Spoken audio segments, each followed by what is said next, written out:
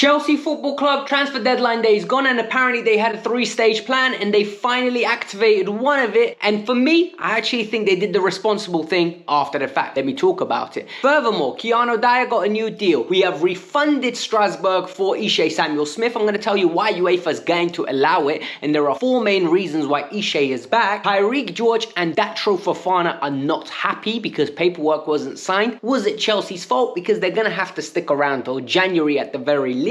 And finally, I'm about to say something that a lot of you are going to sit back and say, wait, what? I think Chelsea are in a title race. The early numbers suggest it, and more importantly, we have seen something across the last few months that indicates we're in a title race. I'm going to break it down. Before we get started, number one, if you're new to the channel or if you're an existing viewer, hit that like button, and in the comments below, let me know what number like you were. So if you were number 15, just put a 15 in the comments below. It really helps out. Secondly, can you subscribe to the channel, right? We are like 30 people away from 41,100. Trying to hit that number by the end of the day. It'll be a great assistance, and let's get it started. Chelsea Football Club had an injury, and the injury has, in some people's eyes, revamped the way that we view the squad construction. First of all, we've got Joao Pedro as the leading 9. Ever since Cole Palmer went down, Joao Pedro has moved down to the 10, and Liam Delap was the start. There was no option off the bench. Tyreek George came on in an emergency, and it got to the point where fans started asking questions. If we're playing 2 up top and Joao Pedro is utilised as a 10, do we not need additional cover? And I think these are fair questions. This is the type of questions that we're meant to ask.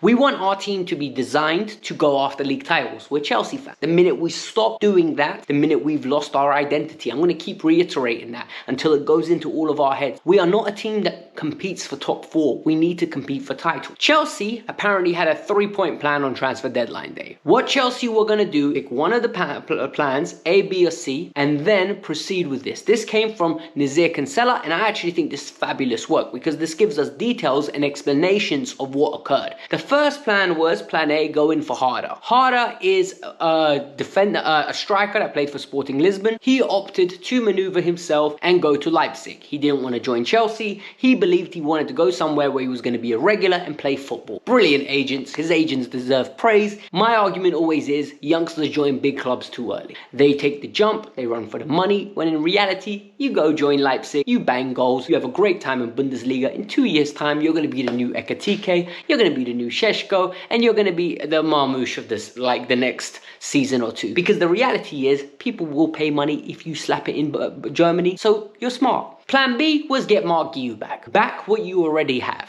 And this is where it gets very interesting because apparently, according to Nazir Kinsella, Chelsea had 2 people on their mind. It wasn't only Mark Guiu. It was Emmanuel Omega. So for those of you that don't know, Emmanuel Omega is a Dutch, I think, under-21 international, and soon, I think, will be an international at Holland's first team level. Guiu is a Spanish under-21 international, and he was on loan at Sunderland. So what Chelsea decided to do was they're going to bring back Mark Guiu, give him the opportunity to develop under Enzo Maresca, get game time where here and there, and then at the end of the season they're going to reassess Emmanuel Omega. They knew if they signed someone else, it was blocking the pathway. So they opted to go after plan B. Plan A was not always the definitive move that they were going to make. I don't believe that personally. I think their plan was to go after Harder. If they got Harder, Guiu stayed on loan. But what they ended up optimizing was, look, we're going to go with Guiu and then we're going to go after Omega. The thing is with Omega, Omega's having a very good season already. Last year he put up good numbers. He's just not ready yet. He's got all the physical qualities. He's tall, he's quick,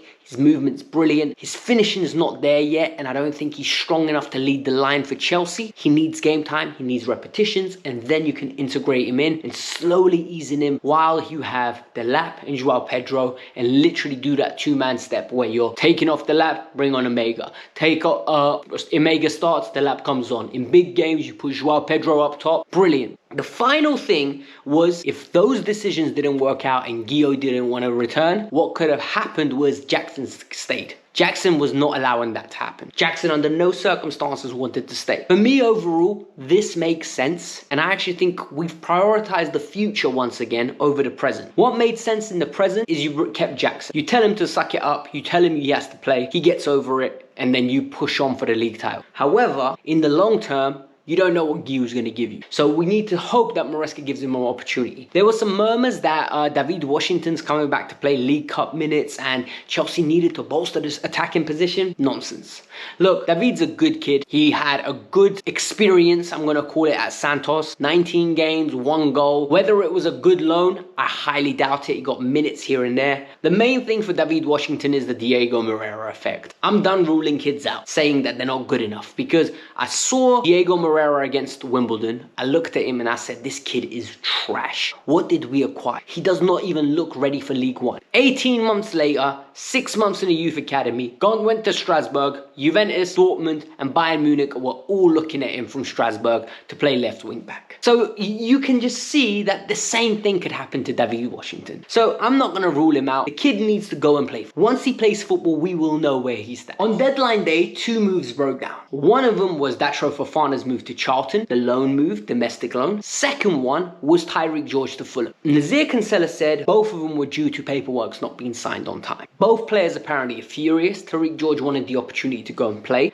and Datro Fofana is annoyed because he wanted to recover from his injury by getting regular game time and just kickstart his career, because the kid had brilliant numbers. I can't even call him kid. I think he's 24, 25 years old now. The key here is, though, 2 different trajectories. George is going to come straight back into the team. He's going to most probably play up front against Lincoln. He's going to be given minor opportunities. If there's any injuries, he will be counted on. Alternatively, Datro's not going to be training with the first team. He most probably is going to be training by himself to January, and then they're going to have to find him a new club where he won't be prioritized, and it's that whole dance and that song. The key aspect here is George will have opportunity. Datro Fofana will not, and it's a shame because the kid had so much talent and we are stuck now in a predicament where we need to decide what's going to happen. Luckily, what Chelsea have done in this window is the players that they have no interest in for their futures, a lot of them are gone. The only ones left right now is Raheem Sterling, Datro Fofana and Disasi. They're not giving them more opportunities. Tyreek George will be reintegrated back into the squad because you saw in a moment of emergency, Enzo referred to Tyreek George. He trusts him.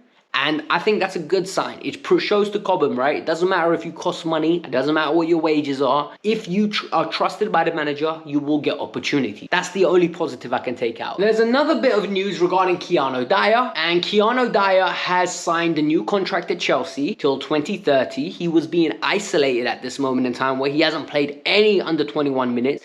And he has gone straight on loan. No one even knew about this. This only broke today. Apparently the paperwork was done and he's gone on loan to a team in Holland. This is good for him. Look, if he went to the Championship, the way that his body's built, the height, just the small nature of him, he would have got eaten up. What he needs to do is go play football at men's level. Physically, it's going to be a bit challenging for him even in Holland, but technically he's so gifted. So that is just going to be a level of integration into men's football. If he can go there, have a few good games, just develop, and then come back next year with more experience, hopefully reintegrate into the English league, and we'll see what happens. He signed a deal till 2030. A lot of people said it was not right that in the last year of his contract, Chelsea basically isolated him and said either you sign a deal or you don't get integrated and you don't play football, or we sell you. What I will say is they did it with Josh Chempong, and Chelsea aren't the only club that do it. Most clubs do it, right? This is just course of business. You develop these kids from a young age, you invest a lot into them. The thing that the clubs want is security of when they become adults, because you can flip them and make pure profit. You almost make the money and then some back for making them into professionals. I understand why these kids don't sign them. These contracts because they want to make sure they don't just get flipped and that they get opportunities. For me, I understand both camps. And I will never sit there and say Keanu's wrong or Chelsea's wrong. What we need to see is the players signed the contract. Happy days, we're in a good place. So that's the positive. I love to hear it. We will keep stepping. The next news is about Ishe Samuels-Smith. So Chelsea Football Club actively use the cooling off period. So for those of you that have no clue what that is, you know when you get a phone contract, right? You have 30 days or 21 days or 14 days, subject to what country you're in, to have the ability to call up and say, you know what, I changed my mind, bun it, take it back. I don't want this 24-month commitment or 11-month commitment. Evidently, Chelsea just used that because Ishe Samuels-Smith joined Strasbourg for, I think it was around 7 million euros, but now the move has been refunded according to Nazir Kinsella, and Chelsea have brought him back. And there are 4 reasons why Chelsea have done it. People are shouting UEFA, UEFA, UEFA. No. All right. The 4 reasons why Chelsea have done it. Number 1, Ismail Decore had a big contract dispute and he's a left wing back, left back, centre back, CM.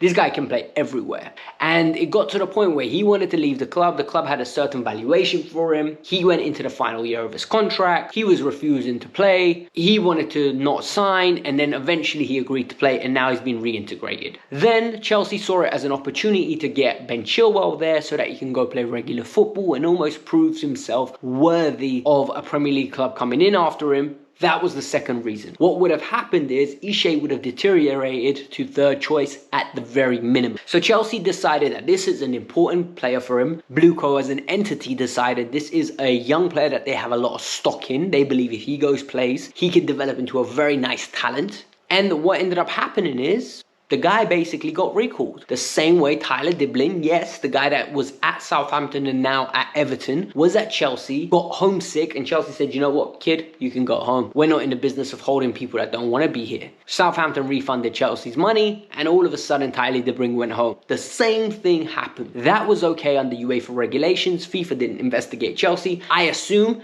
this was all cleared off before Chelsea did it, and Strasbourg did it, so I don't see any problems with it. But that's why Ishe Samuels-Smith now is on loan at Swansea, and we're going to be keeping a lot of tabs on him. I've got a lot of stocks in this kid, I can't lie. And the final bit of this story is going to surprise quite a few of you. And a lot of you are going to say, Alex, you're just jumping the gun. I think we're in a title race. Not because of my logic where until you're mathematically out of it, you're still in a title race, or until I've seen enough, you're not in a title race. I think the numbers and last year's end to a season is suggesting we can be in one. And I'm going to explain this from a statistical standpoint. Then we're going to go into why I formed this decision, because you guys know me, right? I like stats, but I use them to inform my opinion rather than dictate my opinion. First of all, 3 games in is a very small sample size. I want to say that because certain teams have played different teams. What we've played at the moment is a relegation West Ham team, a very good Crystal Palace team, and a good Fulham team. I think Fulham and Palace are going to finish somewhere in and around between 7th and 11th. So they're going to be that mid-table team. On any day, they're going to give a big boy a slapping. If you catch them on the wrong day, they're going to cause you problems. And what happened from that is Chelsea have scored 7 goals, which is the 2nd best in the league. Chelsea have conceded 1 goal, which is the 1st best in the league. So it means we've got a good attack, a good defense. Altogether, 7 points, which is suggesting we are the 2nd best team in the league after 3 games on an actual value, right? The difference here is in the statistics that are projecting. And these are 3 games in, so we need to be very conscious of this. The predicted points at the moment after the way the games have went, we have got 7 points, right? That's what it was projected. We have got those. What we were expected to do, we got. The next thing is XG, right? The chances that we've created, the quality, was reflected in 7.7, which is the best in the league. We've got 7 goals. It means we're finishing our dinner, and it's something that we couldn't have said for years now. And finally, what we're expected to concede is 2.7. We've conceded 1, which means we've got the 3rd best defense from a statistical basis given the chances that we concede, right? If people get shots on target or shots off target, it basically the location of their shots. We are doing really well from a statistical standpoint. I can't wait to see this for the October international break. We'll go over it. But the main reason I think we are on a title race charge is because of the ball started rolling. And if you guys cast your eyes back and you think about the year where Mikel Arteta finished 5th with Arsenal, the season after that, right? Arsenal started on fire, right? And it got to a point where people were like, oh, they won't maintain it. They won't maintain it. And Arsenal were 8 points clear with 8 games to go or something like that. And they were top of the league. And they were playing some of the most exciting football I've seen in years. They looked amazing. And what ended up happening is they choked. They did not get across the line. Manchester City pipped them. And since then, they've not recovered. I am not going to count any one of their title races after that as good as that, purely based on entertainment, purely based on how dangerous they looked and how much fear factor they invested in others. And the reason I say that is because sometimes it's all about the moment. It's all about getting the ball rolling. The snowball gets bigger and bigger. You keep rolling it. And Chelsea is in one of those situations right now. I think we've lost 3 games in our last 20. I think we have won 15 of them and drawn 1, if I'm not mistaken. We are on fire, right? We are going into games now without Cole Palmer, and we have got expectations to win. win. We are no longer Palmer FC. The defense looks competent. I don't know how, because the expectation is on paper you got Robert Sanchez, Toussaint and Chalobah. None of that says consistency, but the players are consistent. So they're forming our minds to change that they are consistent players. Cucurella and James, or Gusto, consistent. Midfield, Enzo Caicedo Santos, built different. Lavia hopefully will play a few more games this year. And then you have the elements of surprise, right? Joao Pedro is a beautiful gift that we didn't expect. Cole Palmer hopefully will come back in with Pedro. He's able to take another step. Estevao is going to go, I'm telling you now, by November, people are going to be talking about him mad. Neto looks like he's starting to be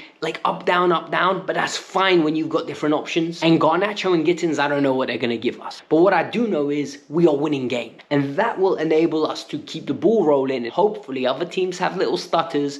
We can get a little gap and we can keep it stepping. But this was the Kavkas View. I hope you lot enjoyed it. Hit the like button, subscribe to the channel. I've got another bit of content for you guys here. I gave you guys a review on the incomings, the outgoings, and more importantly, the loans that have gone out this year. Here's a review of the transfer window. I grade it. Go check it out. Let me know when you get there that you've come from this video by commenting. Peace out. I'm out.